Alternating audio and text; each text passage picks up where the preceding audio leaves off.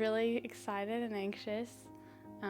Having a cup of coffee was probably not a good idea before this, because I'm all on edge. I think I might start crying, I'm not really sure. Her name's Alexa.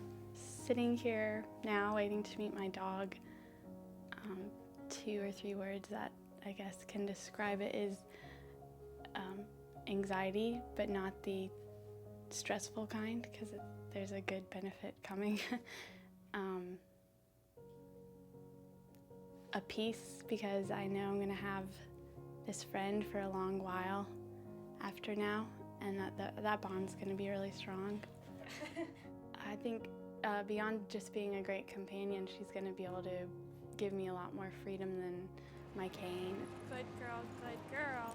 Can't wait to embark on the next chapter of my life. Hey, good girl. There's no way to say in words or like gifts or anything how much what they do, how it's completely priceless. That was from May of 2010. A lot has happened for Abbey and Alexa since then. To tell you more, let's introduce Abbey Lanier.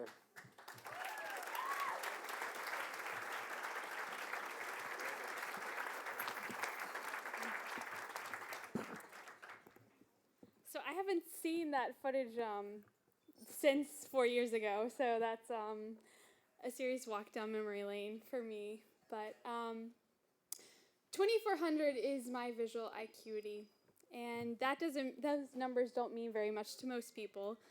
And honestly, they don't mean very much to me. They are simply a side effect of my visual deterioration, which is what I would like to consider to be I'm a winner of a genetic lottery known as retinitis pigmentosa.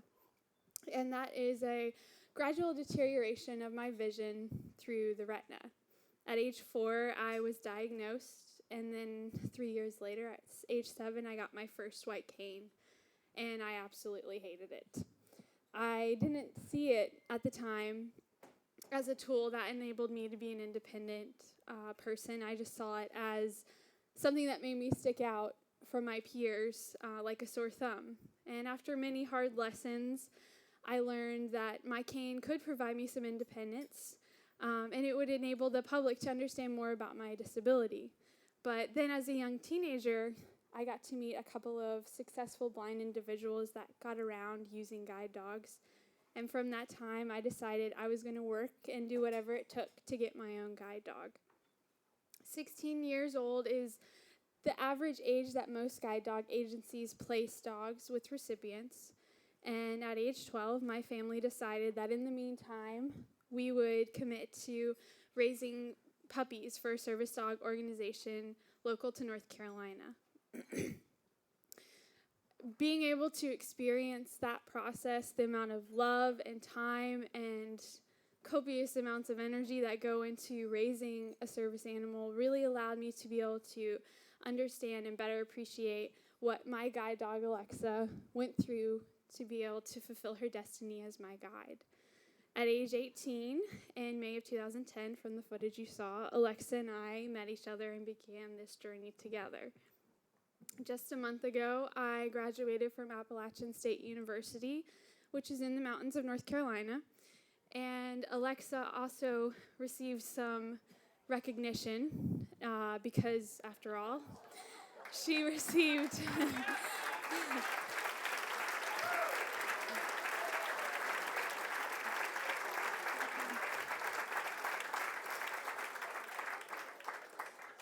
She went to just as many classes as I did, and probably more than most of my peers. But together, we conquered 4 years in college. I received a bachelor's in music industry studies, concentrating in audio engineering and production with a general business minor, and have since moved here to the New York City area.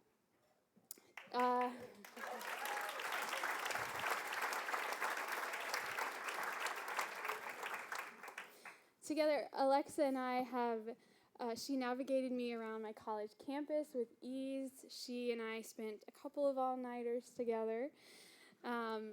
We've experienced many adventures together, including hiking 30 miles on the Appalachian Trail. We've visited several of our country's larger cities, including San Francisco, Nashville, and DC. As a musician, Alexa has sat through many a piano lesson, musical ensemble rehearsals, musical performances, and being someone who spends a lot of time in the recording studio, I can assure you that her favorite place to sleep is directly in front of a guitar cabinet, of all places. But my relationship with Alexa has definitely transformed my life. We've been through a lot of challenges together, but continue to come out on the other side stronger. On July 1st of 2013, it was Alexa who laid at my side when I received the news that I had a type of blood cancer known as Hodgkin's lymphoma. Alexa handled the logistics of battling that portion with ease, navigating me from doors to seats and oncology appointments. And whenever there were no words and a very broken heart, it was her black coat that would catch my tears.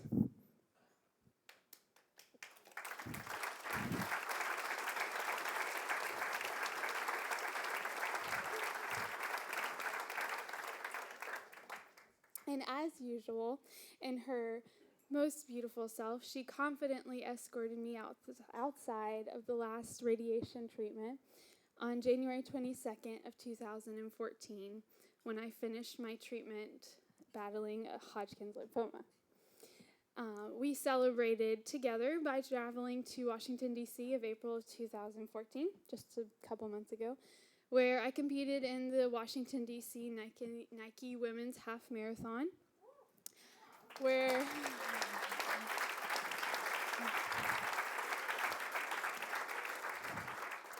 that was my way of celebrating by fundraising and training with the Leukemia and Lymphoma Society.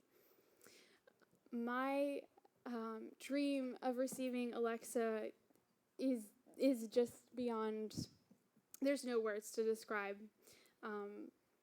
what it means to be able to confidently and independently get around with the best companion at my side.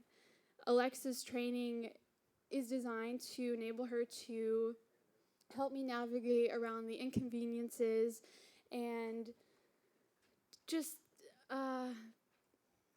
unfun part of being blind. So that means getting around wet floor signs, finding a flight of stairs, getting around the less observant people on the platform of a subway, all of those things. That's what Alexa's training is designed to do. But more than that, she gets me around the obstacles of life, being my companion, emotionally there, and just because of her beautiful spirit and demeanor. And there's no way that I would be able to do these things and have this relationship with this incredible being without the support from people like you. And from the bottom of my heart, I can't even describe to you even the most beautiful adjectives. There are no words to explain what you do here and the continued gifts and support that you provide to this organization, what they mean to people like me and people that have yet to receive a guide dog. We are incredibly indebted, and I'd like to thank you very much.